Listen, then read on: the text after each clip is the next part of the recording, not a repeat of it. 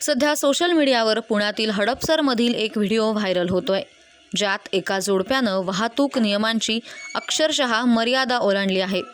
हायवेवर जोडपं ज्या पद्धतीनं बाईक चालवतंय ते पाहता यांना जीव महत्त्वाचा नाही का असा प्रश्न उपस्थित केला जातोय।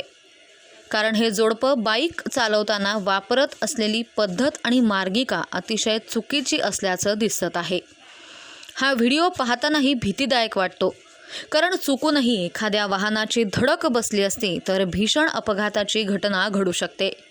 व्हिडिओत तुम्ही पाहू शकता, एक जोडपं महामार्गावरून भरधाव बाईकनं जात आहे, पण बाईक सरळ उलट्या मार्गानं वेगानं पळवत नेली जात आहे।